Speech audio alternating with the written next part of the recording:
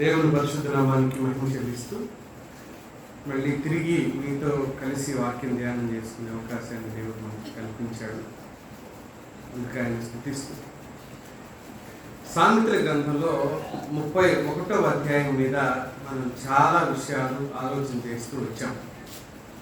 గుణవతి అయిన స్త్రీ అని. అంతకుముందు కొందరు స్త్రీల గురించి, అదే సామెతల గ్రంథంలో ఉన్న వ్యక్తుల గురించి చాలా విస్తారంగా మనం మాట్లాడుకుంటూ వచ్చాం.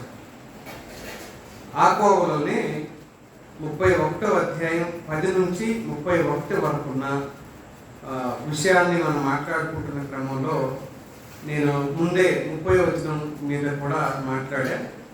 అందం మోసకరం, సౌందర్యం వ్యర్థం అనే ఆ విషయం మీద మాట్లాడా. 10వ వచనంలో గుణవతి అయిన భార్య దొరుకుతారు, అతిది ముత్యం కంటే అమూల్యమైనది. అది కూడా అది 2 వేరు వర్తమానాలుగా నేను వాటిని ఆలోచన చేసిన తర్వాత గుణవతి అయిన స్త్రీ లేక భార్య అని చెప్పిన తర్వాత ఆమె లక్షణాల గురించి మిగిలిన ఈ వచనాలన్నింటిలో కూడా రాశాడు. అప్పుడు నేనేం చేశానంటే ఈ 10 నుంచి 31 వచనాల వరకు ఉన్న భాగంలో రిపీట్ అయిన సందర్భాలను అన్నీ కలిపి నేను కొన్ని టాపిక్స్ చేసి ఆ టాపిక్స్లో ఆల్రెడీ మీ మధ్యలో నేను 2 విషయాలు మాట్లాడాను. ఒకటి ఏంటి అంటే ఆమె పనులు, ఆమె లక్షణాలు అని మాట్లాడాను. నేను గుణవతి అయిన స్త్రీ, ఆమె పనులు, ఆమె లక్షణాల గురించి మాట్లాడాను. రెండవది ఏం మాట్లాడానంటే ఆమె చేతుల కష్ట ఫలం లేక ఆమె చేతుల కష్టం లేదు. మొదటిది ఏంటి అంటే ఆమె పనుల లక్షణాలలో ముఖ్యమైనది ఏంటంటే భర్త ఆమె మీద నమ్మకం ఉంచుతాడనేది మాట్లాడాను. రెండవది ఆమె పనులు, ఆమె కష్టఫలం. ఇప్పుడు ఆమె ఇంటి వారికి భోజనం సిద్ధపరిచే విషయం గురించి మనం మాట్లాడుకుంటాం. 14-15 వచనాల గురించి. మొదటి వర్తమానంలో 11, 12, 23, 29 వచనాలు మనం ధ్యానం చేశాం. రెండవ వర్తమానంలో 13, 17, 19, 20 వచనాలు ధ్యానం చేశాం. ఇప్పుడు 14, 15 వచనాలు ధ్యానం చేయబోతున్నాం. వర్తకపు ఓడలు దూరము నుండి ఆహారము తెచ్చినట్లు ఆమె దూరము నుండి ఆహారము తెచ్చుకొను. ఆమె చీకటితోనే లేచి తన ఇంటి వారికి భోజనం సిద్ధపరచును, తన పనికత్తెలకు భత్యము ఏర్పరచును అనే మాటను మనం చదువుతున్నాం ఈ భాగంలో. గుణవతి అయిన స్త్రీ యొక్క లక్షణాలు, ఆమె పనులు, ఆమె చర్యలు, ఆమె క్రియలన్నింటి గురించి దేవుని వాక్యం మనతో మాట్లాడుతున్న ఈ నేపథ్యంలో కొన్ని విషయాల పట్ల అవగాహన పొందుకోవడానికి ప్రయత్నం చేద్దాం. ఆమెను ఎలా పోల్చాడు? ఆమెను పోల్చిన విధానం ఏమని పోల్చాడు? చదవండి. ఆమె ఎవరితో పోల్చబడింది అని అంటే వర్తకపు ఓడతో పోల్చబడింది. ఆమె గుణవతి అయిన స్త్రీ. గుణవతి అయిన స్త్రీ అయినప్పుడు ఏదైనా ఒక గొప్ప లక్షణంతో, వ్యక్తులతో, లేకపోతే వస్తువుతో పోల్చవచ్చు. కానీ ఇక్కడ ఆమెను పోల్చిన విధానం మనం ఏమని చూస్తామంటే దూరం నుంచి వర్తకపు ఓడలు ఎలా వస్తాయో ఆ వర్తకపు ఓడతో ఆమెను పోల్చాడు. రెండవది ఆమె చీకటితోనే లేస్తుంది అని చెప్పాడు. మూడవది ఆమె తన పనికత్తెలకు భత్యం సిద్ధపరుస్తుంది అని చెప్పాడు. ఈ 3 విషయాల గురించి నేను మీ ముందు ధ్యానం చేసే ప్రయత్నం చేద్దాం. దైవభక్తి గల స్త్రీ ఎవరైనా సరే ఆమె సృజనాత్మకతను కలిగి ఉంటుంది అని మనం గుర్తించగలుగుతాం. అంటే తనకు తానుగా నైపుణ్యాన్ని సంతరించుకునే స్త్రీగా మారుతుంది.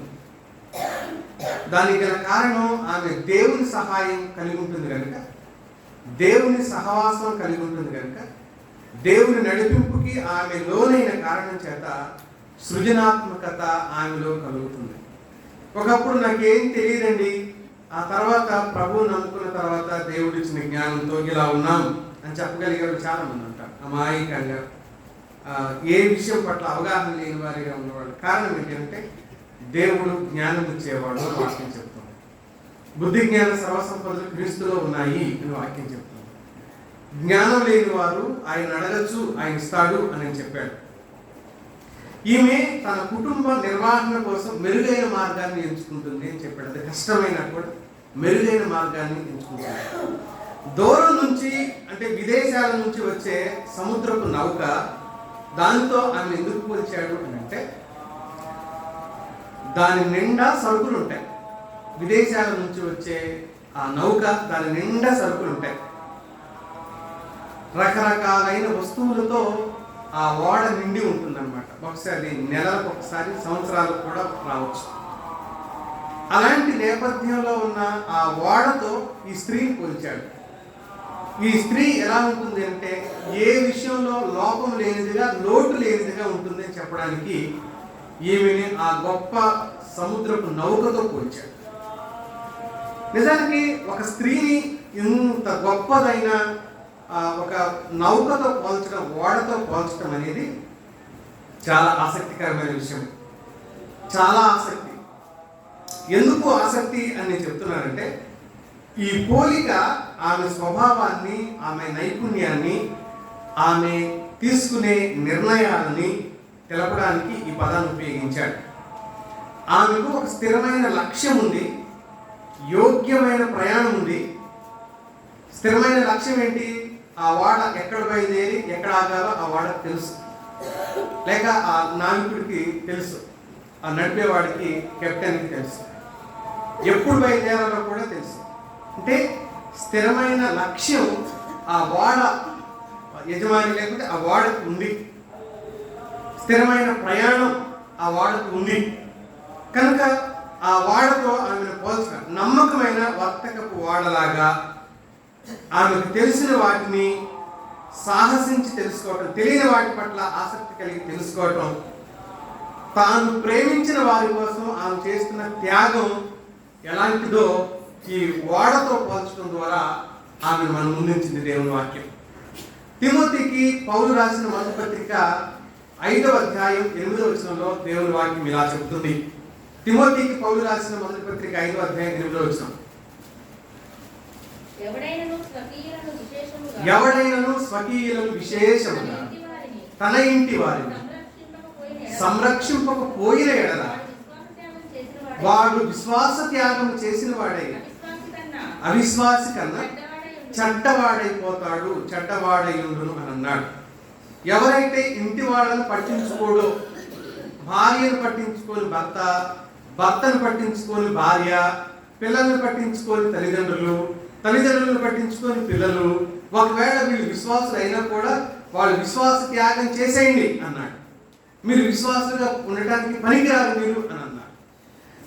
అలాగే అత్త విషయంలో కోడలు, కోడల విషయంలో అత్త, ఎవరైనా కావచ్చు, వీళ్ళు కుటుంబీకులు కాబట్టి ఈ కుటుంబంలో ఉన్న వ్యక్తుల పట్ల శ్రద్ధ చూపని వ్యక్తులైతే వాళ్ళు విశ్వాసులుగా ఉండటానికి కూడా పనికిరాదు అని అంటుంది దేవుని వాక్యం. విశ్వాసులుగా ఉండటానికి పనికిరాదు సరికదా? వాళ్ళు ఏం చేయమంటున్నాడు? వాళ్ళని విశ్వాస త్యాగం అంటే విశ్వాసాన్ని విడిచిపెట్టి లోపల వెళ్ళిపోయింది, మీరు అక్కర్లేదు మీరు అంటున్నాడు. అంటే ఎంత ఖండితంగా స్ట్రాంగ్గా చెప్తున్నాడు చూడండి, తమ ఇంటి వారి పట్ల కనికరం, దయ లేని వ్యక్తుల గురించి. అయితే మరి ఈ స్త్రీ ఎలా ఉంది తన ఇంటి వారి విషయంలో? ఈ స్త్రీ తన ఇంటి వారిని ఏ విధంగా కాపాడుతుంది? నేను 3 ఆలోచనలు చెప్తాను అన్నాను. మొదటి ఆలోచన, ఆమె ఒక వ్యాపార నౌక లాంటిది అన్నాడు. 14 వచ్చిన మళ్ళీ చూడండి, 31వ అధ్యాయం సామెతల గ్రంథం 14 చదవమా. వర్తకపు ఓడలు దూరం నుండి ఆహారం తెచ్చినట్లు ఆమె దూరం నుండి ఆహారం తెచ్చుకొనును అన్నాడు. సొలొమోను రాజుకి నౌకలు ఉండే. ఎప్పటి రాజు అయిన సొలొమోను నౌకల గురించి చాలా విషయాలు బైబిల్లో చెప్పబడుతున్నాయి, కానీ సొలొమోనుకి చాలా నౌకలు ఉండే. చూస్తారా ఒకసారి? రాజుల మొదటి గ్రంథం 10వ అధ్యాయం 22వ వచనం చూడండి. సముద్రమందు హీరాము హీరాము ఓడలతో కూడా తర్షీషు ఓడలను రాజులకు కలిగి ఉండెను. 3 సంవత్సరాలకి ఒకసారి బంగారము, వెండి, దంతములు, కోతులను, నెమలి పిట్టలను తీసుకొని వచ్చి చూడేను. ఇవి ఆయా ప్రాంతాల నుంచి తీసుకొని వస్తూ ఉండేవి. దంతాలంటే ఏనుగు దంతాల గురించిన ప్రస్తావన అక్కడ ఉంది. ఏనుగు దంతాలు వీటన్నింటినీ సొలొమోను రాజు ఆయనకు ఓడలు ఉంటే ఆ ఓడలు 3 సంవత్సరాలకు ఒకసారి స్వదేశానికి చేరుతుండే. ఎలా చేరుతుండేవి 3 సంవత్సరాలకు ఒకసారి? అందులో ఏముంది? సిరి సంపదలతో నింపబడిన వాడలు. అవన్నీ సిరి సంపదలతో నింపబడిన వాడలు. బంగారము, వెండి, దంతాలు ఇవన్నీ ఒక కేటగిరీలో ఉన్న వస్తువులు. ఇవన్నీ అది నింపుకొని తీసుకొచ్చేది. ఇలాంటి వాడతో ఒక గృహిణి లేకపోతే ఒక గుణవతి అయిన స్త్రీని దేవుని వాక్యం పోల్చింది. ఇలాంటి వాడతో దేవుని వాక్యం ఒక స్త్రీని పోల్చడం ఎంత ఆశీర్వాదకరమైన విషయమో చూడండి. నేను కొన్ని ఆలోచనలు వీలైనంత త్వరగా చెప్పడానికి నేను ప్రయత్నం చేస్తాను. ఇలా ఒక స్త్రీ ఉండాలి అని అంటే ఏం చేస్తే ఉండగలదు అని అంటే ముందస్తు ప్రణాళిక అంటే ముందే ఒక ప్రణాళిక వేసుకోవటం. ప్రతిదానికి ఏ పని చేయాలన్నా చేయగలనా లేదా ఎలా చేయగలను ప్రతిదీ కూడా ప్రణాళికతో పనిచేసుకోవడం. సమయాన్ని సద్వినియోగం చేసుకోవడం. ప్రతి విషయంలో ప్రణాళిక లేకుండా పనిచేస్తూ పనులు మధ్యలో ఆపేస్తే ఎలా ఉంటుందన్నమాట. అవి ఇంట్లో కొన్ని సర్దుకోవటానికి కూడా వికారంగా మారిపోతాయి. సగం కుట్టిన బట్టలు, సగం అల్లిక చేసిన దారాలు ఏమంటారు, ఇలాంటివి కొన్ని ఉన్నాయనుకోండి. అది సగం ఉన్నాయనుకోండి. అవి ఎక్కడ పెట్టుకోవాలి? పూర్తి అయితేనేమో పూర్తయిన బట్టల్లో పెట్టుకుంటాం. పూర్తి కాలేదు లేదు ఒక దారాల్లో పెట్టుకుంటాం. అవి దారం కాదు, బట్ట కాదు, ఎటు కాదు. ఇప్పుడు ఎక్కడ పెట్టాలి ఇది? అలాంటి వాటిని ఏం చేస్తామంటే అక్కడ టీ పొయ్యి మీద, ఆ టేబుల్ మీద, ఆ మంచం మీద, ఆ చైర్లో ఎన్ని రోజులు ఉంటాయి? ఎప్పుడూ ఎక్కడే అన్నట్టుగా ఉంటాయి. ఎందుకు అలా ఉంటాయంటే దానికి ఒక రూపం రాలేదు. అది దానికి ఒక రూపం వస్తే అది ఏంటో ఆ రూపానికి సంబంధించింది దానికి సంబంధించిన స్థానంలో పెడతాం. అందుకని ప్రణాళిక లేనప్పుడు పనులు వేగవంతం కావు, సరికదా ఆగిపోతాయి మధ్యలో. ప్రణాళిక లేని పనులు అయితే ముందస్తు ప్రణాళిక కలిగి ఉంటుంది ఈవిడ. తర్వాత నైపుణ్యంతో కూడిన మార్గనిర్దేశం. తాను చేయగలిగిన పని పట్ల స్పష్టత కలిగి ఉంటున్నాను.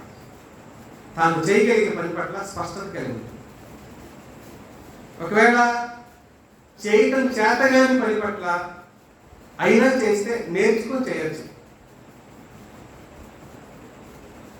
మామిడికాయ పచ్చడి పెడతారు కదా, కావాలి సీజన్ ఇదే కదా. ఒక సోదరి మామిడికాయ పచ్చడి ఏమంటారు, ఊరగాయ, సంవత్సరం సరిపడా ఉండే ఊరగాయ పచ్చడి పెట్టడం కోసం భర్తని మామిడికాయలు దానికి సంబంధించిన మొత్తం తీసుకురమ్మని చాలా చక్కగా అన్ని సిద్ధం చేసి చాలా చక్కగా పెట్టి చేతి నిండా అయిందని గ్లాస్తో నీళ్ళు తీసుకొని లాస్ట్లో కడిగిందట. చేతికి ముందు ఒట్టి ఎందుకు బాగాలని చెప్పేసి కొన్ని గ్లాస్తో నీళ్లు తీసుకొని లాస్ట్లో కడిగిందంట. అందులో చేపల పులుసు అనుకునేమో, చేపల పులుసు అనుకున్నా ఏమైపోతుంది? అది చెట్లు మొలుస్తాయి, ఒట్టి పాడైపోవటం కాదు. అందులో ఫంగస్, బూజు బట్టి ఫంగస్ చెట్లే మొలుస్తాయి అందులో.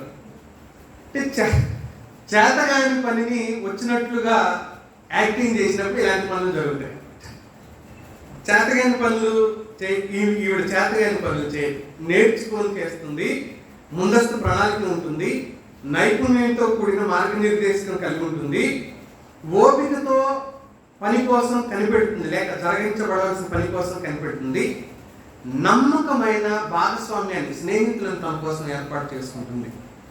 ఈ లక్షణాలు ఏ స్త్రీలోనైతే కలిగి ఉంటాయో, ఈ లక్షణాలు ఏ స్త్రీ కలిగి ఉండి లేకపోతే తనను తాను మలుచుకోగలుగుతుందో ఆ స్త్రీని ఈ వర్తకపు వాడితో పోల్చాడు. ఆ స్త్రీని వర్తకపు వాడితో పోల్చాడు. నేను కొన్ని ఆలోచనలు జ్ఞాపకం చేస్తా ఈ మొదటి పాయింట్లో.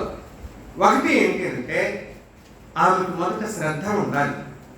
ఏ ఇల్లాలైనా ఏ స్త్రీ అయినా శ్రద్ధతో ఏలుబడి చేస్తారో చెప్తుంది సాంఖ్య గ్రంథంగా. శ్రద్ధ గలవాడు ఏం చేస్తాడంట? ఏలుబడి చేస్తాడు. అంటే ఒక రోజుకి శ్రద్ధ గలవాడు ఏమైపోతాడు? నాయకుడిగా మారిపోతాడు. అతని శ్రద్ధ అతని నాయకుడిగా మారుస్తుంది. శ్రద్ధ లేని నాయకుడు కూడా ఎలా మారిపోతాడు? నాయకత్వాన్ని కోల్పోయే ప్రమాదం ఉంటుంది. మరో కొత్త నాయకుడు లేస్తారు, ఎందుకంటే ఇతడు శ్రద్ధ లేని నాయకుడు కాబట్టి. కనుక ఏ స్త్రీ అయినా తన ఇంటి మీద శ్రద్ధ గలదిగా ఉండాలి. ఒక మాటలు చెప్పాల్సి వస్తుంది, బాధ్యత గలదిగా ఉండాలి. పిల్లలు వచ్చి అమ్మ నా టవర్ ఎక్కడుందో అన్నారు అనుకో, ఏమో ఎక్కడుందో అన్నావు అనుకో, ఇంకేంటి ఇంకేముంది అక్కడ, ఇంకేంటి సంగతి అంటే శ్రద్ధ. ఈ స్త్రీ గురించి అంత గొప్పగా చెప్పాడు చూడండి, ఈ స్త్రీ గురించి అంత ఉన్నతంగా చెప్పాడు చూడండి. సామెతల గ్రంథం 12వ అధ్యాయం 24వ వచనం చూడండి. శ్రద్ధగా పనిచేయమని ఏలుబడి చేయుడు అన్నాడు. ఏంటమ్మా? సోమరివాడు చివరికి ఎలా మారిపోతాడు?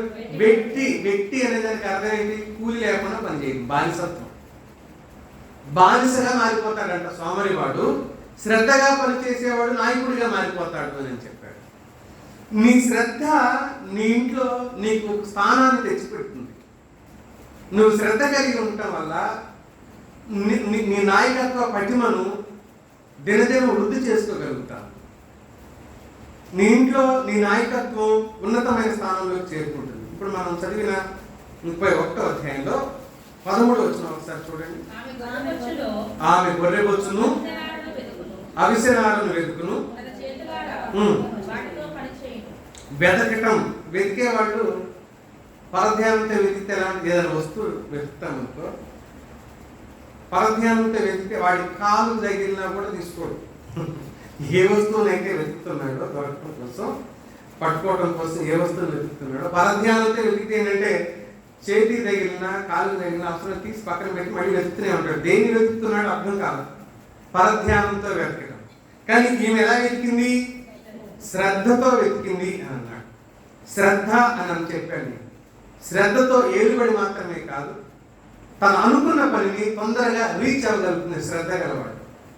కనుక ఈ వ్యాపార నౌకతో పోల్చబడిన ఈ స్త్రీ శ్రద్ధ గలదిగా ఉంటుంది అని చెప్పాడు. రెండో విషయం ఏమంటున్నాడంటే ఆమె దూరదృష్టి గలదిగా కనబడుతుంది. దూరదృష్టి, తక్షణ సౌకర్యానికి భిన్నంగా సుదీర్ఘ ప్రయోజనాల కోసం ఆమె ఆలోచన చేస్తుంది. సుదీర్ఘ ప్రయోజనాల కోసం ఆమె ఆలోచన చేస్తుంది. తన కుటుంబం ఎలా ఉండాలని కోరుకుంటుంది అంటే భవిష్యత్తులో కూడా క్షేమం కలిగి ఉండాలని కోరుకుంటుంది. ఈ సుదూర లేకపోతే దూరదృష్టి అనే దాని గురించి యేసుక్రీస్తు ప్రభువు మాట్లాడుతూ మత్తయి రాసిన సువార్త 24వ అధ్యాయంలో 14వ అధ్యాయం 28వ వచనంలో మాట్లాడారు ప్రభు.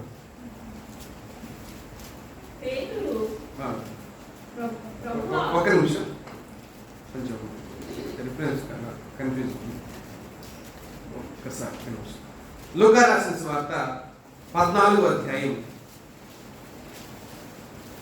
28వ వచనం. మీలో ఎవడైనను ఒక గోపురం కట్టింపగోరిన ఎడల దానిని కొనసాగించడానికి కావలసినది తన యొక్క ఉన్నదో లేదో అని కూర్చుండి తగులు పడి మొదట లెక్క చూసుకున్నాడు కదా, ఎంత ఖర్చు పెట్టాలో అనేది ముందే ప్లాన్ వేసుకుంటాడు. ఇల్లు కట్టేవాడు ఏం చేస్తారంట? ముందు ప్లాన్ వేసుకోవాలి. నా దగ్గర ఉన్న డబ్బులతో నేను ఇంటిని నిర్మించగలనా, లేదు నా దగ్గర ఉన్న డబ్బులతో ఎలాంటి ఇంటిని నిర్మించుకోగలను అని ముందుగానే ప్లాన్ చేసుకొని ఇసుకకి ఎంత, సిమెంట్కి ఎంత, మేస్త్రి ఖర్చులకి ఎంత, లేకపోతే ఇంకో దానికి ఎంత, కిరాయికి ఎంత, వీటి అన్నిటికి ఎంత అని ఆలోచన చేసుకున్న తర్వాత అప్పుడు పని మొదలు పెడతారు. బుద్ధిహీనుడు ఏం చేశాడు? ఉన్నదాంతో చేసేసుకొని ఎదురు చూస్తే ముందు కట్టింది కూలిపోద్ది, తర్వాత డబ్బులు వచ్చినప్పుడు అది నిలబడుతుంది. అందుకని అన్నాడు ప్రభు, ఎవరైనా గోపురం అనే పదాన్ని వాడాడు కానీ సరే ఇల్లు అనుకోండి, కట్టేటప్పుడు ముందే లెక్క వేసుకుంటారుగా సరిపోతాయా లేదా అని. అలాగే దూరదృష్టి అని అంట. దీర్ఘ ప్రయోజనాల గురించి మన కుటుంబీకులు, మన పిల్లలు, భర్త సమస్తం దీర్ఘ ప్రయోజనాలు పొందాలని ఆశిస్తుంది ఈ గుణవతి అయిన స్త్రీ. మూడవది, ఈమె చొరవ తీసుకుంటుంది. కుటుంబీకుల విషయం చొరవ తీసుకుంటుంది. కుటుంబంలో ఉన్న వ్యక్తుల పట్ల చొరవ, మన సంరక్షణలో ఉన్న వారి కోసం వనరులు సమకూర్చడం కోసం ఆమె ముందుకెళ్తుంది తన సంరక్షణలు ఎవరైతే ఉంటారో. ఇందాక మనం చదివాం తిమోతి మొదటి పత్రిక 5వ అధ్యాయం 8వ వచనంలో, తన ఇంటి వారి పట్ల బాధ్యత తీసుకోకపోతే అవిశ్వాసి కంటే చెడ్డవాడిగా మిగిలిపోతాడు, అతడు విశ్వాస త్యాగం చేయాలి అని అన్నాడు. 4వ మాట జ్ఞాపకం చేస్తా, వివేకవంతమైన సమయ పాలన. వివేకవంతమైన సమయ పాలన, ఆశించిన దానికంటే ఎక్కువగా అందించగలగటం. ఒక మాటలో చెప్పాల్సి వస్తే ఆశించిన దానికంటే ఎక్కువ అందించగలగటం. మనం మత్తయి సువార్త 25వ అధ్యాయంలో 10 మంది కన్యకల గురించి మాట్లాడతాం కదా. వాళ్ళని ఏం కన్యకలు డివైడ్ చేశారు, రెండు గుంపులుగా. బుద్ధి గల వారు కొందరు, బుద్ధి లేని వారు కొందరు అని ప్రభువే స్వయంగా వారి విషయమై మాట్లాడటం మనం చూడొచ్చు. దానికి గల కారణం సిద్ధపాటులో గల లోపాల గురించి ప్రభువే ఎత్తి చెప్పాడు. వాళ్ళ గురించి అపనమ్మకస్తులు, వాళ్ళు బుద్ధి లేని వాళ్ళుగా వాళ్ళు మిగిలిపోయారు. కారణం ఏంటి అని అంటే, వారు ఆశించిన దానికంటే ఎక్కువ కాదు, అసలు ఆశించినదే వాళ్ళ దగ్గర లేదు. ఏం లేదు, నూనె లేదు కదా. ఇలాంటి వ్యక్తుల గురించి ఆ తర్వాత ప్రస్తావన చేసిన సందర్భంలో ప్రభువారు 21వ వచనంలో కూడా చూడండి. అతని యజమానుడు దూరదేశం వెళ్ళిపోయిన ఒక యజమాని అప్పగించిపోయిన వ్యక్తుల గురించి మాట్లాడుతుంది. బడా నమ్మకమైన మంచి దాసుడా, ఒకడేమో బడా నమ్మకమైన మంచి దాసుడా, ఇంకొకడు ఏమన్నాడు, బడా నమ్మకమైన చెడ్డ దాసుడా అన్నాడు. నమ్మకత్వం, విశ్వసనీయత కలిగి ఉండటం, దీన్ని వివేకవంతమైన పాలన అంటే నీకున్న సమయంలో నీ పని నువ్వు సక్రమంగా నెరవేర్చుకోవడం గురించి మాట్లాడు. నీకున్న సమయంలో నీ పనిని సక్రమంగా నెరవేర్చుకోవటం గురించి.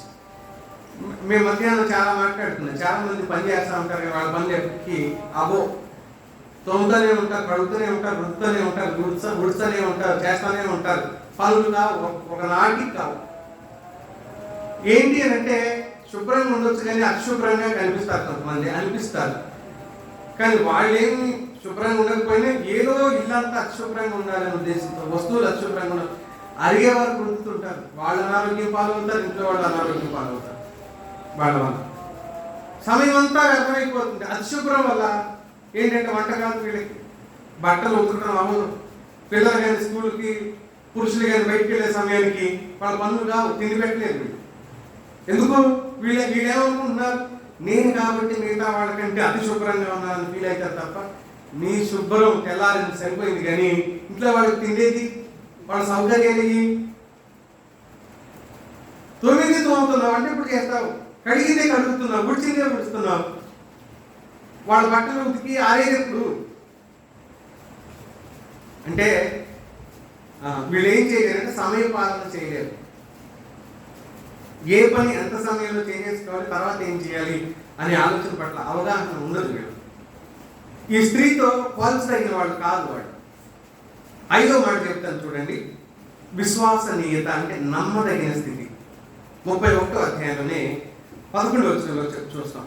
ఆమె పెనిమిటి ఆమె యందు నమ్మిక ఉంచును అన్నాడు. నమ్మకం ఉంచే స్థితిలోకి ఆవిడ వెళ్ళిపోయింది. ఆమె భర్త ఆమె యందు నమ్మిక ఉంచుతాడు, నమ్మకం కలిగిన స్థితిలోకి. భర్త కంప్లీట్ గా ఆమెను అప్పగించేసి ఆమెను నమ్మి ఆమె వివేకవంతమైన మనసుకి తన ఇంటిని అవసరమైతే పూర్తి బాధ్యతలని ఆమెకు అప్పగించగలుగుతాడు.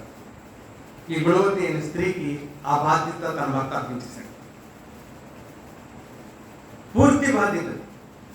ఒకవేళ మన ఇంట్లో మనకి చాలా విషయాల పట్ల అవగాహన లేదు, అసలు మీకు ఎన్ని డబ్బులు ఉన్నాయి బ్యాలెన్స్ అని నాకు చెప్పొద్దు. మామూలుగా మీ సేవింగ్స్ ఎక్కడెక్కడ పెట్టారు మీకు తెలుసా అంటే ఏమో అన్నావు అనుకో, నీకు చెప్పలేదు అనమాట. ఎందుకు చెప్పలేదు అని అంటే చెప్పినా చెప్పకపోయినా ఒకటే అన్నట్టు వాళ్ళ దృష్టి.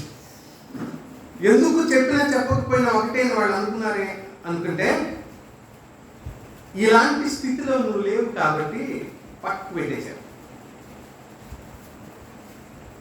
చెప్పనక్కర్లేదులే, చెప్పినంత పెద్ద ఉపయోగం ఏమి లేదులే అన్నట్టు. కానీ ఇక్కడ మనం చదువుతున్నాం విశ్వసనీయత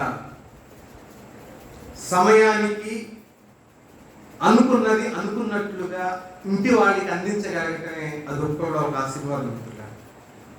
సమయానికి ఉదయాన్నే డ్యూటీకి వెళ్ళేవాడికి టిఫిన్ అయిందంటే ఆవలేదు బయట తినన్నాం అనుకో, ఉండేందుకు ఇంకా ఆవలేదు బయట తినన్నాం అనుకో. ఇలాంటి వాళ్ళు చాలా మంది ఉంటారు. మీరు ఎప్పుడన్నా అలా చేస్తున్నారా? నాకేం చెప్పొద్దులే, నేనేం చూసాను మీ ఇంట్లోకి వచ్చి. బయట తిని ఒక్కరోజు అని అన్నాం అనుకోండి, ఒక్కరోజు పోయి 2 రోజులు అయితే, 2 రోజులు పోయి 3 రోజులు అయితే పోతున్నాం కదా, దాంట్లోనే తినొచ్చుగా మళ్ళీ ఎందుకు అడుగుతానంటే మళ్ళీ అడగటానికి భయపడతారు. అయిందా అని అడగటానికి భయపడతాను. ఇక అడగడు దాంట్లోనే ఇక నువ్వు కూడా విసిగిస్తున్నావు. అమ్మ అది విసిగించినట్టు ఫీల్ అయింది. ఏంటి అంటే అసమర్థత, పనిచేత కానీ అసమర్థత. నీ సమయాన్ని నువ్వు సరిగ్గా క్యాలిక్యులేట్ చేసుకోవటం నీకు చేత కానందువల్ల నీ ఇంటి వారికే నువ్వు సమకూర్చలేని స్థితిలోకి వెళ్ళిపోయావు. నీ ఇంటి వారికే నువ్వు అందించలేని స్థితిలోకి వెళ్ళిపోయావు. వాస్తవానికి దేవుడు నీ మీద పెట్టిన బాధ్యత ఎంత గొప్పదో చూడండి. ఇది ఎంత గొప్పదో చూడండి. నీళ్లు పోయకుండా చెట్లు ఫలాలు ఇవ్వటం ఖచ్చితంగా ఇంటి వాళ్లకు లేక చేనుకి, తోటకి, చెట్లకి నీళ్లు పోసే తోటమాలి లాంటి వ్యక్తులు నువ్వు వాళ్ళకి అందించే సౌకర్యాలే వాళ్ళ భవిష్యత్తును నిర్ణయిస్తాయి. నువ్వు పెట్టే ఆహారం దగ్గరే, నువ్వు సమకూర్చే సౌకర్యాల దగ్గరే వాళ్ళ భవిష్యత్తును నిర్ణయిస్తాయి. వాళ్ళ మనసులో కాన్ఫిడెన్స్ పెరగడానికి కారణం నువ్వే అవుతావు. వాళ్ళ మనసులో కాన్ఫిడెన్స్ పెరగడానికి నువ్వే అవుతావు. మరి పెరగటానికి కారణం అవుతావో, తరగటానికి కారణం అవుతావో అది నీ చేతుల్లోనే. రెండో విషయాన్ని జ్ఞాపకం చేస్తా. రెండో విషయంలో దేవుడు తన వాక్యంలో చెప్తున్నట్లుగా మంచి గృహ నిర్వాహకుల గురించి మాట్లాడాడు. అంటే ఇంటిని సరైన రీతిలో నిర్వర్తించే వ్యక్తుల గురించి. ఈ నిర్వర్తించడం గురించి కొరింథీయులకు పౌలు రాసిన మొదటి పత్రిక 4వ అధ్యాయం 2వ వచనంలో చెప్పాడు. కొరింథీయులకు మొదటి పత్రిక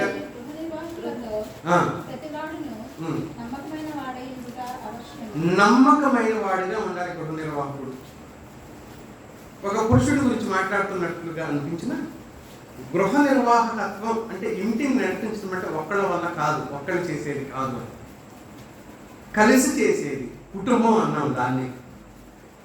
కలిసి ఉండేది, కలిసి ఒకరికొకరు చేయందించుకొని సహకరించుకొని చేయగలిగేది కుటుంబం అవుతుంది. అది ఎలాంటి వారై ఉండాలన్నారు? ప్రజలు వారైన నమ్మకమైన వారిగా ఉండటం. కుటుంబంలో నువ్వు నీ పాత్ర ఏంటి అంటే నమ్మకమైన వ్యక్తిత్వం కలిగి ఉండటం గురించి మాట్లాడుతున్నాడు. తలంతుల ఉపమానంలో రెండవది, తలంతుల ఉపమానంలో యేసుక్రీస్తు ప్రభు వారు మత్తయి సువార్త 24:14 నుంచి 30 వచనాల వరకు మాట్లాడుతారు. ఒకడు తనకున్న తలాంతుని ఏం చేశాడు? వ్యాపారంలో పెట్టి వృద్ధి చేసుకున్నాడు. కృషికి తగిన ఫలితం, కృషికి ఫలితం అతనికి దొరికినట్లుగా మనం ఆ సందర్భంగా చూడగలుగుతాం. శ్రద్ధ గురించి మరొక మాట చెప్తాను నేను. శ్రద్ధ గురించి మాట్లాడుతున్నప్పుడు ఆ శ్రద్ధ ఎలా ఉండాలో చెవుల గురించి నేర్చుకో అన్నాడు 6వ అధ్యాయంలో సొలొమోను. అన్నాడు స్వామి ఏం చేయాలి? నువ్వు చెవుల దగ్గరికి వెళ్ళు అన్నాడు. వాటికి రాజు లేడంట, ఒక నాయకుడు లేడంట, లైన్కి వెళ్ళండి అనేవాడు లేడంట, బరువులు మొయ్యండి అనేవాడు లేడంట. అయినా కూడా అవి రెస్ట్ తీసుకోవట్లేదు. నేను అలసిపోయాను, కాళ్ళు నొప్పులు అనడం లేదు, తిరుగుతూనే ఉన్నాయి, చేస్తానే ఉన్నాయి, అలసిపోవడం లేదు అన్నాడు. ఇష్టపడి చేసే ఏ పని కూడా అలసట అనిపించదు. ఇష్టపడి చేసే ఏ పని, కష్టపడి చేస్తామంటే కష్టం చేసినా అనుకుంటాను ఎప్పటికప్పుడు. వంట చేసేటప్పుడు కూడా ఇష్టపడి చేస్తే అది రుచిగా తయారవుతుంది, మనం హ్యాపీగా ఫీల్ అవుతాం ఇష్టపడి చేసాను. కష్టపడి చేసేటప్పుడు ఏమనిపించింది అంటే చచ్చే వరకు చేస్తా ఉన్నాను నేను, ఈ చాకిరి బండ చాకిరి ఏం సుఖం ఉంది నాకు అని ఫీలింగ్ వచ్చేసింది. చిరాకు వచ్చింది, అసహనం వచ్చింది, చేసే దాంట్లో శ్రద్ధ ఉండదు. తినేవాళ్ళకి ఆశీర్వాదం కూడా ఉండదు. ఆరోగ్యం, ఆశీర్వాదం కంటే ఆరోగ్యం అనేది లేదు, తినేవాళ్ళకి ఆరోగ్యం కూడా ఉండదు. కనుక నీ పాత్ర చాలా గొప్పది నీ కుటుంబం, నీ పాత్ర చాలా విలువైంది నీ కుటుంబం. చీమలు అన్నాను కదా, 6వ అధ్యాయం 6 నుంచి 8 వచనాల వరకు ఉన్న భాగం. సోమరి చీమల యుద్ధకు వెళ్ళవు. అక్కర్లేదండి. ఆ తర్వాత 4వది అందులో సియోనుకి సమృద్ధిని తెచ్చే 60వ అధ్యాయం చూడండి. యెషయా రాసిన గ్రంథం 5 నుంచి కొన్ని వచనాలు చూడండి. యెషయా రాసిన గ్రంథం 60వ అధ్యాయం 5 నుంచి. నీవు చూసి ప్రకాశించుకు, నీ గుండె కొట్టుకొనుచు ఉప్పొంగును. సముద్ర వ్యాపారము నీ వైపు తిప్పబడును. సముద్ర వ్యాపారం నీ వైపు తిప్పబడును. జనుల ఐశ్వర్యం నీ యొద్దకు వచ్చును. ఒంటెల సమూహము విద్యను ఎఫ్రాయిముల లేత ఒంటెలను నీ దేశము మీద వ్యాపించును. వారందరూ షేబా నుండి వచ్చెదరు. బంగారమును ధూపద్రవ్యమును తీసుకుని వచ్చెదరు. యెహోవా స్తోత్రములను ప్రకటించెదరు. నీ కొరకు కేదారు గొర్రె మందలన్నీ కూడుకొనును. సియోనుకి ఇలాంటి సమృద్ధి రాబోతుంది అని చెప్తూ తర్షీషు ఓడలు ఆ విధంగా తీసుకుని వస్తాయి అని ఆ తర్వాత ఆ అధ్యాయంలో చాలా విషయాలు చెప్తా వస్తాడు. కనుక ఈమెను ఎవరితో పోల్చాడు? ఇప్పుడు వర్తకపు నౌక ఈవిడ ఓడతో పోల్చాడు. సమృద్ధితో ఉంటుంది. ఇక్కడ మనం ఇంకొక మాట గుర్తించాలి. ఆమె ఉన్న ఇంటిని సమృద్ధితో పోల్చలేదు. సమృద్ధితో పోల్చింది ఎవరిని? ఇక్కడ ఆమెని పోల్చాడు. అది మనం గుర్తించాల్సిన విషయం. ఆమె ఉన్న ఇల్లు సమృద్ధి గల ఇల్లు అంటాం లేదు వాక్యం. ఆమె సమృద్ధి. ఆమె ఎక్కడ ఉంటే అక్కడ సమృద్ధి. ఇది ఆమె తనను తాను సిద్ధపరచుకున్న తీరు, తనను తాను మార్చుకున్న తీరు, అలవాటు చేసుకున్న తీరు. రెండే విషయాన్ని జ్ఞాపకం చేస్తాం. 15వ వచనంలోకి వచ్చిన తర్వాత మొదటి లైన్లో ఉంటుంది, చీకటితోనే లేచి తన ఇంటి వారికి భోజనం సిద్ధపరుచుకున్నాడు. ఆమె ఎప్పుడు లేస్తుందంట? చీకటితోనే లేస్తుంది అన్నాడు. బైబిల్లో చీకటితోనే లేచే ఈ మాట, ఈ పదం వాడబడిన సందర్భాలు మనకి ఏం నేర్పిస్తాయి అంటే, ఒక ప్రాముఖ్యమైన పని కోసం సిద్ధపడేవాడు చీకటితోనే లేచి ఖచ్చితంగా ఆ పని మీద శ్రద్ధ ఉన్నవాడు, ఆ పని పట్ల ఆసక్తి ఉన్నవాడు. ఉదయాన్నే లేవటాన్ని గురించిన వివరణ మనం చూడొచ్చు. ఈ మాట ఒక దైవజనుడు ఇలా రాశాడు, క్రమశిక్షణతో కూడిన ప్రేమ యొక్క స్వరూపాన్ని చూపిస్తుందంట ఈ ఉదయాన్నే లేచి ఆ ఇంటి వారి కోసం పనిచేయడం. క్రమశిక్షణతో కూడిన ప్రేమ యొక్క స్వరూపాన్ని వివరిస్తుంది. ఎన్ని గంటలు లేస్తారు అంటే నాకేం చెప్పొద్దు, మీకు మీరే అనుకోండి. ఎన్ని గంటలు లేస్తారు? 5, 6, 7 అయితే ఇక లాభం లేదు. 7 అయితే లాభం లేదు, వేస్ట్. కనీసం అట్లీస్ట్ 5:30 కన్నా లేవగలిగే స్థితిలో ఉంటే, అట్లీస్ట్ అన్నాను నేను. అంటే 5 గంటలకు వేస్తే మంచిదే. ఓ 10 నిమిషాలు, కనీసం 10 నిమిషాలు, ఓ 20 నిమిషాలు దేవునికి కృతజ్ఞతతో దినాన్ని ప్రారంభించి ఎంత బాగుంటుందో. వాస్తవంగా ప్రపంచంలో ఉన్న 10 మంది ధనికుల్లో ఒక ఆయన పేరు వారెన్ బఫెట్. ఆయన ఒక మాట చెప్తారు,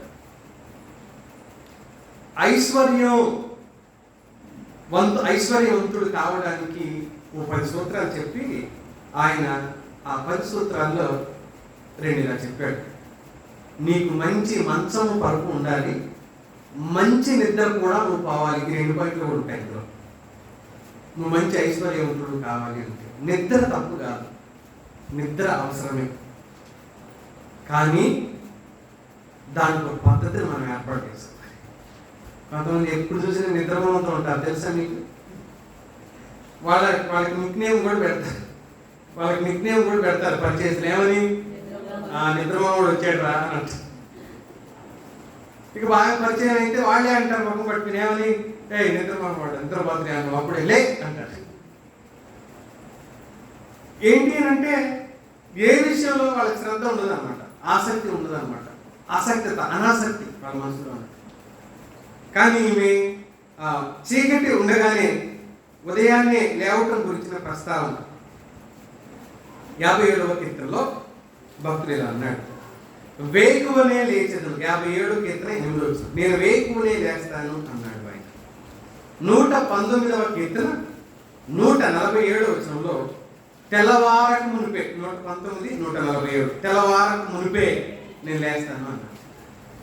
మన మార్క్స్ వార్త అంటే నేను ఇవన్నీ చదివితే మనకు టైం సరిపోదని 16వ అధ్యాయంలో 2వ వచనంలో ఆ స్త్రీలు సుగంధ ద్రవ్యాలు తీసుకుని ఎప్పుడు వచ్చారు? ఇంకా చీకటి ఉండగానే వాళ్ళు ఆ సమాధి దగ్గరికి వచ్చారు అనే మాట మనం చూస్తాం. మన ప్రభు ప్రార్థన చేయడానికి మార్క్స్ వార్తలో రాశారు. ఇది ఒకటి చదవండి, 1వ అధ్యాయం 35వ వచనంలో.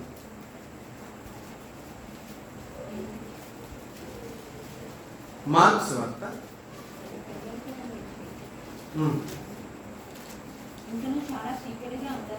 ఇంకను చాలా చీకటి ఉండగానే బయలుదేరి అరణ్య ప్రదేశంలోకి వెళ్ళి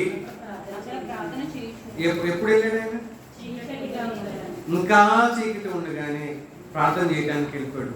పగలంతా తిరిగి తిరిగి తిరిగి తిరిగి ప్రయాణం చేసి మనసు ఎన్ని గాయాలకు లోనైపోయి, ఎందుకంటే వ్యతిరేకతలే కదా, బోధ చేస్తాడు పగలంతా, కాలినడకన ప్రయాణం చేస్తాడు, అలసట, బోధ దగ్గర ఘర్షణలో సంఘర్షణలో, ఆయన బోధలో తప్పులు పట్టాలని సంవాదం జరగటం, ఇలాంటివి జరిగిన తర్వాత కూడా ప్రభువారు రాత్రి మరి ఎప్పుడు పడుకున్నాడో మళ్ళీ చేయకుండగానే లేచి ప్రార్థన చేయడానికి ఆయన వెళ్ళిపోవడం అనే సందర్భాన్ని ఈ భాగంలో మనం చూస్తాం. కనుక పెందలకడ లేవటం, ఆమె గుణవతి అని చెప్పడానికి ఇంతకంటే ఏం కావాలి? ఆమె గుణవతి అని చెప్పడానికి. రెండవ సందర్భాన్ని జ్ఞాపకం చేస్తా. బుద్ధి గల కన్యకల గురించి మనం మాట్లాడినప్పుడు మత్తయి సువార్త 25వ అధ్యాయంలో 4వ వచనంలో వాళ్ళు ఎంత జాగ్రత్తతో ఉన్నారో చూడండి. పట్టుదల చదవండి. తమ దివిటీలతో కూడా సిద్ధెలలో నూనెను తీసుకొని పోయి, జాగ్రత్త, ముందు చూపు అంటాం కదా మన మన వాడుకలు. ఎంతటి ముందు చూపు కదా మిత్రులారా. కుటుంబం కోసం లేక కుటుంబం మేలు కోసం తన సుఖాన్ని సౌకర్యాన్ని పక్కన పెట్టే వాళ్ళే నిజమైన గుణవతి అయిన స్త్రీ. తన సౌకర్యాన్ని పక్కన పెట్టి, వాస్తవంగా దాదాపుగా ఏ స్త్రీ అయినా కూడా, క్రైస్తవులే కాకపోవచ్చు, క్రైస్తవేతరులైనా కూడా దేవుడు స్వతహాగా ఆ గుణాన్ని స్త్రీకి ఇచ్చాడు. కుటుంబం కోసం సుఖాన్ని త్యాగం చేసుకునే ఆ మనసు దేవుడు ముందే ఆ స్త్రీలో పెట్టి, లేకపోతే కుటుంబాలు అనేవి ఉండవు భూమి మీద. స్త్రీకి ఆ సహన గుణం, త్యాగ గుణం లేకపోతే భూమి మీద కుటుంబాలే ఉండవు. మిగిలిన 2-3 పురుషులు, కొడుకులు, తండ్రులు ఎంతమంది ఉన్నా కూడా వాళ్ళ వల్ల కుటుంబాన్ని కట్టుకోవడం కుదరదు. అందుకని గుణవంతుడైన స్త్రీ పురుషుడు కుటుంబాన్ని కట్టుకుంటాడని లేదు బైబిల్లో. జ్ఞానవంతుడైన పురుషుడు కుటుంబాన్ని కట్టుకుంటాడని లేదు. మరి ఏమనుంది? జ్ఞానవంతురాలు ఇల్లు కట్టుకుంటుందని ఉంది తప్ప పురుషుడు కట్టుకుంటాడని లేదు. ఎందుకంటే వాడి వల్ల కాదు కాబట్టి. స్త్రీ సహకారం లేకుండా, స్త్రీ చేయకుండా, స్త్రీ లేకపోతే అతడి వల్ల కాదు అని దేవుడికి తెలుసు కాబట్టి ఈయనైనా కట్టుకుంటాడు, ఆమెైనా కట్టుకుంటాడు అని లేదు కదా. ఒకటే మాట చెప్పాడు కదా. అది ఎవరి వల్ల అవుతుంది? స్త్రీ వల్ల, ఆమె ఒక్కటి వల్లే అవుతుంది. కానీ పురుషుడు దాన్ని చేయలేడు అని చెప్తుంది. మిత్రులారా, సరే, విషయాన్ని నేను కొనసాగించే ప్రయత్నం చేస్తాను. నిద్ర గురించి ఇందాక నేను మాట్లాడుతూ వచ్చాను, ఈమె తొందరగా లేస్తుందని. 20వ అధ్యాయానికి రండి. సామెతల్లోని 13వ వచనం ఒకసారి చూడండి. సామెతల గ్రంథం 20వ అధ్యాయం 13వ వచనం.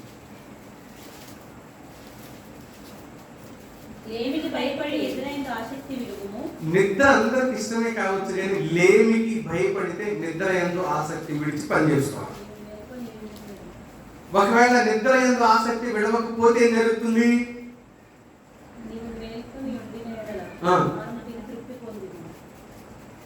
ఏమవుతుంది? మేల్కొని ఉండిన ఎడల లేకపోతే ఏమవుతుంది? లేమి కలుగుతుంది అన్నాడు. ఆసక్తి విడవాలి. లేమికి భయపడి దరిద్రులు అయిపోతారని చెప్పాడు. దరిద్రులుగా మారిపోతారు అని చెప్పాడు. ఆమె కుటుంబానికి ఆహారాన్ని అందిస్తుంది అని అన్నాడు. ఆచరణాత్మకమైన ప్రేమ స్పష్టమైన శ్రద్ధలో కనబడుతుంది మిత్రులారా. నిజంగా మనం ప్రేమిస్తున్నాం మన కుటుంబీకులు అనే దాన్ని ఎక్కడ అర్థమవుతుందంటే వాళ్ళ పట్ల మనం చూపించే శ్రద్ధ, వాళ్ళ పట్ల మనం చూపించే ఆసక్తి. అది అక్కడ పోయి తెచ్చుకో, అది ఎక్కడ పెట్టే పోయి తిను, ఇలా నువ్వు మనం చూపించే శ్రద్ధ వాళ్ళకి అర్థం కావాలి. నిజానికి నీ మీద నమ్మకత్వం ప్రబలటానికి, ఎక్కువ అవటానికి కారణం ఏంటంటే నువ్వు చూపించే శ్రద్ధ. ప్రేమకు మనుషులు బానిసలైపోతారు. స్వచ్ఛమైన ప్రేమ మనం చూపిస్తే భార్య అయినా పిల్లల మీద, భార్య అయినా భర్త మీద, భర్త అయినా భార్య మీద, భర్త అయినా పిల్లల మీద, ఈ స్వచ్ఛమైన ప్రేమకు ఎదుటివాడు, స్నేహితులైనా సైతం, బంధువులైనా సైతం, ఎవరైనా స్వచ్ఛమైన ప్రేమకు ఏమైపోతారు? బానిసలుగా మారిపోతారు. అంటే అర్థం ఏంటంటే నా ఉద్దేశం, లోబడిపోతారు. మనం ఏది చెప్పినా వాళ్ళు వింటారు, నమ్ముతారు, అంగీకరిస్తారు. కారణం నువ్వు స్వచ్ఛమైన ప్రేమను చూపెడుతున్నావు కాబట్టి, నువ్వు యథార్థమైన ప్రేమను చూపెడుతున్నావు కాబట్టి వాళ్ళంతా అంగీకరిస్తారు, వాళ్ళంతా స్వీకరిస్తారు. నేను మీకు సందర్భాల్లో చెప్పానో లేదు నాకు తెలియదు. ఒక యవనస్తురాలకి, అమ్మ పెళ్లి సంబంధం ఉంది, పలానా చోట ఉంది, ఒక అబ్బాయిని నేను నీకోసం చూద్దామని అనుకుంటున్నాను, నువ్వు అంగీకరిస్తే, నేను మాట్లాడుతుండే కానీ ఆమె నా మాట కట్టేసి ఇలా చెప్పింది, అంకుల్ ఇవన్నీ కాదు, నువ్వు ఎవరినైనా తీసుకురా, నీకు నచ్చితే నువ్వు చేసుకో అని అంటే నువ్వు తీసుకొచ్చిన అబ్బాయిని నేను చేసుకుంటా. వాడికి చెయ్యి లేకపోయినా చేసుకుంటా, కాలు లేకపోయినా చేసుకుంటా. నువ్వు చేసుకో అన్నావు అనుకో, నేను చేసుకుంటా. ఈ మాట వెంటనే వాళ్ళ అమ్మ చేతి వాళ్ళ అమ్మ నాకు ఫోన్ చేసింది. నీకు అంగీకారం అయితే చెప్పండి, చేసేద్దాం అని చెప్పిన. మీకు ఒక విషయం చెప్పిన, పెళ్ళయ్యి ఒక కొడుకు పుట్టి వాడికి 5 నెలలు జరుగుతుంది ఇప్పుడు అమ్మాయికి. ఆ అమ్మాయి అత్తగారింటికి వాళ్ళ తల్లి ఈ రోజుకి పోదు. ఈ రోజుకి ఆ తల్లి పోయి చూడలేదు, వెళ్ళలేదు. ఒకసారి ఈ వాక్యం మాట కూడా వింటారనుకుంటున్నాను నేను. ఆ తల్లి ఈ రోజుకి పోయి చూడ, ఎందుకు పోండి చూడండి అని అంటే, నువ్వు చూసావు కదా చాలేనా. నమ్మకత్వం ఎక్కడి వరకు తీసుకెళ్ళింది వాళ్ళు. నిజంగా మనం చూపే శ్రద్ధ, మనం వ్యక్తుల మీద శ్రద్ధ చూపితే వాడు బయటవాడు, మాకు బంధువులు కాదు, స్నేహితులు కాదు, సంఘస్థులు అంతే. పరిచయం చేసి మళ్ళీ అక్కడి నుంచి నేను వేరే చోటకి వెళ్ళిన తర్వాత రిటర్న్ ఫోన్ చేసి చెప్పిన మాట అది. మిత్రులారా, ఎందుకు ఈ ప్రస్తావన నేను చెప్తున్నాను అంటే, మనం చూపే శ్రద్ధ ఖచ్చితంగా ఎదుటి వ్యక్తులకు అర్థమైనప్పుడు వాళ్ళు ఖచ్చితంగా విధేయత చూపుతారు, అంగీకరిస్తారు, లోబడతారు అనే మాటను మనం అర్థం చేసుకోగలం. దీని గురించి నేను ఒక 2-3 ఆలోచనలు నేను త్వరగా చెప్పి ముందుకెళ్తాను. ఒక ఆలోచన, అతిథుల కోసం శారమ్మ పిండి తెచ్చి ఏం చేసింది? రొట్టెలు, చపాతీలు అనాలో పూరీలు అనాలో అర్థం కాక ఆగిపోయింది. పిండి తెచ్చి ఆమె రొట్టెలు, మంచి గుర్తు చేశారు, రొట్టెలు చేసింది. ఆమె 3 మానికాల సన్నని పిండి కదా అక్కడ, ఎన్ని రొట్టెలు, ఒక గంపకి ఎత్తు ఉండాలి అవన్నీ. ఆమె రొట్టెలు చేసింది అనే మాట చదువుతాం. అతిథుల కోసం ఆయన సడన్గా వచ్చి చెయ్యిపో అనగానే, ఏం మాట్లాడుతున్నాను, ఇంకేమైనా తెలివి ఉందా లేదా? ఈ మిట్ట మధ్యాహ్నం ఎన్ని 3 మానికలు, మళ్ళీ ఏం పిండి? మెత్తని పిండి తెచ్చి నేను చెయ్యాలా? ఏం మాట్లాడుతున్నాను? చేసుకోపో, ఇంతమంది పనులు ఉన్నారు, పిలువు 10 మందిని, వాళ్ళే చేస్తారు. ఏం మాట్లాడలేదు ఆవిడ, ఏం మాట్లాడలేదు. ఏంటి అంటే, చెప్పింది ఎవరు అక్కడ? తన భర్త చెప్పాడు కాబట్టి అతనికి విధేయత చూపించడం ఆమెకి అలవాటు అయిపోయింది. అతనికి విధేయత చూపించాలి అని ఆవిడ నేర్చుకుంది కాబట్టి ఆమె ఆ పని చేసింది. రెండవ సందర్భం, యోహాను సువార్తలో ప్రభువారు 21వ అధ్యాయంలో 9 నుంచి 13 వచనాల్లో, అలసిపోయిన శిష్యులు రాత్రంతా చేపలు పట్టారు, ఏం దొరకలేదు కదా వాళ్ళకు. పునరుద్ధానం తర్వాత, ప్రభువారి పునరుద్ధానం తర్వాత, అప్పుడు నిప్పుల మీద కాల్చి ఉంచిన చేపల్ని ప్రభు వాళ్ళకి ఆహారంగా ఇవ్వటం ఆ సందర్భంలో మనం చూస్తాం. 3వ సందర్భం, మన్న ఇశ్రాయేలీయులకి నిర్గమకాండం 16వ అధ్యాయంలో 4వ వచనంలో, నేను త్వరగా ఎందుకు చెప్పుకుంటే సమయం అయిపోతుంది, 3వ పాయింట్ చెప్పాను. అందుకని ఇశ్రాయేలీయులకి ఆహారం ఇచ్చినట్లుగా, అది అడపదడప ఇచ్చాడా, రోజు ఇచ్చాడా? రోజు ఇచ్చాడు, ప్రతిరోజు. ఇవి మనకేమి నేర్పిస్తున్నాయి అని అంటే, ఆ స్త్రీ తన కుటుంబానికి ఆహారం సిద్ధపరిచే విధానం వీటితో పోల్చడం అనేది చాలా గొప్ప సంగతి కదా. మీ ఇంటి వారికి నువ్వు ఆహారం సిద్ధపరిచే విధానాన్ని దేవుని వాక్యం దేనితో పోల్చడానికి ఇష్టపడుతుంది అని అంటే, ఉన్నతమైన విధానంతో ఏర్పాటు లేదా పోలిక కలిపి చెబుతుంది. 3వ మాట నేను త్వరగా చెప్పేసి ముగిస్తాను. పనికత్తెలకు ఆమె బత్తెము ఏర్పాటు చేయబడ్డం. పనికత్తెలకు బత్తెము ఏర్పాటు చేయడం. బత్యము అని అంటే ఏంటి? మనకేముంది ఇక్కడ వాస్తవంగా? పనిని ఏర్పరచును అని ఉంది. పనిని ఏర్పరచును. పని మాత్రమే కాదు, పనికి తగిన ఫలితం ఇవ్వటం కూడా. పనికి తగిన జీతం, కూలి అనుకోండి, ఇవ్వటం కూడా. వాస్తవంగా ఆనాడు కుటుంబ విధానాలు ఎలా ఉండేవి అని అంటే, నిర్గమకాండం 21వ అధ్యాయం మనం చదువుతాం, 2-3 వచనాలు. ఎవరైనా అప్పు తీసుకుంటే ఆ ఇంట్లో ఆడపిల్లలను మగపిల్లలను కూలికి లేకపోతే అప్పు తీరే వరకు 6 సంవత్సరాలు ఆ ఇంట్లో పనివాళ్ళగా ఉంచేవాడు అన్నమాట. నిజానికి పనివాళ్ళని ఎలా చూడాలి? పనివాళ్ళలాగానే చూస్తారు సాధారణ. కానీ ఈ గుణవతి అయిన స్త్రీ వ్యక్తిత్వం ఎంత సుందరంగా కనబడుతుంది అంటే, తన ఇంటి సభ్యులకు ఆహారం సిద్ధపరచడం మాత్రమే కాదు, పని వారికి కూడా ఆహారం సిద్ధపరుస్తున్నాను. ఇంటి వాళ్ళను చూసినట్లుగానే ఈమె పని వాళ్ళను కూడా అలాగే చూస్తుంది అని చాలా గొప్పగా ఈమె గురించి చెప్పడం. సేవకులు సామాజిక వారి స్థితిని గుర్తించి వారికి సహకరించడం. అందుకనే అలాంటి వ్యక్తుల పట్ల 14వ అధ్యాయంలో 31వ వచనంలో వారికి ఆహారం పెట్టడం ద్వారా ఆమె తన సత్ప్రవర్తన కలిగిన స్త్రీగా, అలాగే పాత నిబంధనను పాటించే ఒక స్త్రీగా, చట్టాన్ని దేవుని ధర్మాన్ని పాటించే స్త్రీగా ఆమెను మనం చూడొచ్చు. బయట వాళ్ళ పట్ల కూడా అదే దయను చూపించడం, బయట వాళ్ళ పట్ల కూడా అదే ప్రేమను చూపించడం.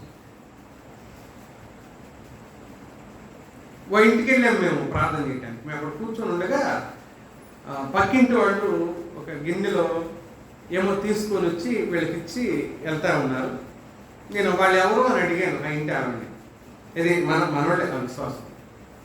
వాళ్ళు ఎవరు అని అంటే పక్కింటి వాళ్ళు ఏంటి అని అన్నారు. మామూలు క్యాజువల్ పక్కింటి వాళ్ళు ఏంటి అంటే, నేను ఏమో క్యూరియాసిటీ ఉంటుందిగా మనుషులుగా, పక్కింటి వాళ్ళ ఏమి ఇచ్చారు అని అడిగాను.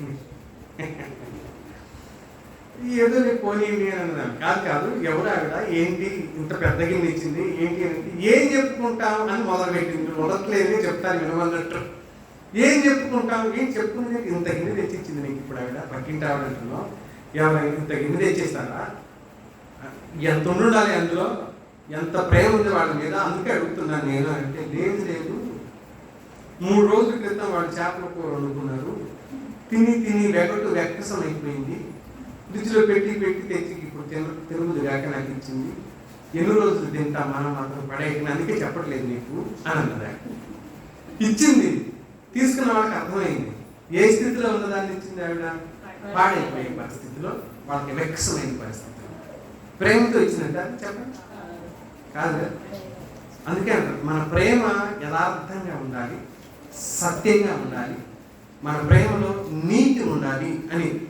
ఆమె పనికత్తెలకు జీతం లేకపోతే పనిని భత్యం ఏర్పాటు చేయడం అనే మాట మనం చూస్తాం. బోయజు రూత్కి ఇచ్చిన పేలాలతో పోల్చవచ్చు ఈ సందర్భాన్ని. రూత్కి ఇచ్చిన పేలాలు, రూతు గ్రంథం 2వ అధ్యాయం 14వ వచనంలో మనం చదువుతాం. అలాగే యోబు నీతిమంతుడు అని మనం చదువుతాం కదా. అతని వంటి వాడు లేడని ఎవరు చెప్పారు? అతని గురించి సాక్ష్యం దేవుడే చెప్పాడు. ఆ గొప్ప భక్తుడి గురించి 31వ అధ్యాయంలో 13 నుంచి 15 వచనాల్లో పని వాళ్ళకు అతడు ఇచ్చిన గౌరవం, అనాథలకు దిక్కులేని వారికి అతడు ఇచ్చిన విలువ, అలాంటి స్థితే ఈ స్త్రీ కలిగి ఉందని చెప్తున్న దేవుని వాక్యం. ఇప్పుడు మళ్ళీ ఎవరితో పోల్చుతున్నావు? నిన్ను యోబు లాంటి ధన్యుడైన భక్తుడితో పోల్చడం. ఆమె ఉన్నతమైన స్థానంలోనే ఉన్న సేవా దృక్పథం కలిగిన మనస్సు ఆవిడలో ఉంది. కనుక మిత్రులారా, పొరుగు వారి పట్ల, దీనుల పట్ల ప్రేమ చూపించే విశ్వాసులంగా, కనికరం చూపించే ఆత్మీయులంగా ఉండాలి అనేది దేవుడు తన వాక్యం నుంచి మనకు నేర్పిస్తున్న సత్యం. ఆమె అధికారి కానీ సేవక హృదయం కలిగింది. ప్రభువారు మాస్టరు, గురువు కానీ శిష్యుల పాదాలు కలిగాడు. ఆ మంచి మనసు ఆమెలో మనం చూస్తాం. ఇలా మనం పోల్చుకుంటూ ఎంత మందితో పోలుస్తున్నాం ఆమె చూడండి. ఎన్ని విధాలుగా మాట్లాడుకుంటూ వస్తున్నాం ఆమె గురించి. ఎంత ఉన్నతమైన వ్యక్తులతో పోలుస్తున్నాం. శారా దగ్గర నుంచి అబ్రహాం, యోబు లాంటి వ్యక్తులతో ఆమెను, రూతు వ్యక్తులతో పోల్చడం, బోయస్తో మనం పోల్చడం చూస్తాం. ఆమె ఇంటి వారికి అందించిన ఆహారం అతిథుల కోసం శారా చేసిన పని, ప్రభువారి శిష్యుల కోసం చేసిన పని, దేవుడే ఇశ్రాయేలుకి అరణ్యంలో మన్నాను కురిపించిన దాంట్లో. ఎందుకు ఇలా చేస్తున్నాము అని అంటే, ఆధ్యాత్మిక దృక్కోణంలో మనం ఆలోచన చేసిన ప్రతిసారి దేవుని ఎదుట మన శీలాన్ని, మన గుణాన్ని ఇనుమడింప చేసుకుంటూ రావాలి. మన గుణగణాలని అవి ఇంకా వృద్ధి చేసుకోవాలి. దేవుడు మనకి ఇచ్చిన మారు మనసు, రక్షణ, నిత్య జీవానికి సంబంధించిన ఏవైతే ఉన్నాయో వాటిని రోజు రోజు అభివృద్ధి చేసుకోవాలి. మార్పు చెందినప్పుడు పొందిన మనసు, హృదయస్థితి, ప్రేమ, సహనం, ఓర్పు, ఇతరుల పట్ల చూపించే ఏమంటాం నైతిక పరమైన బంధాలు ఇంకా వృద్ధి చేసుకుంటూ రావాలి. దేవుడి నమ్మకంగా స్వనీతులకు వెళ్ళిపోకూడదు.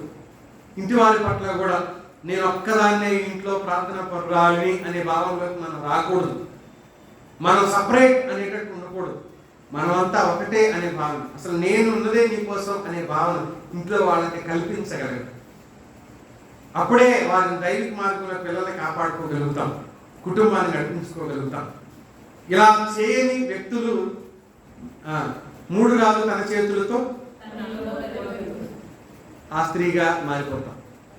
చాలాసార్లు ఇలాంటి మూర్ఖత్వాలే మన కుటుంబాల్లో అలజడికి కారణమవుతుంటాయి.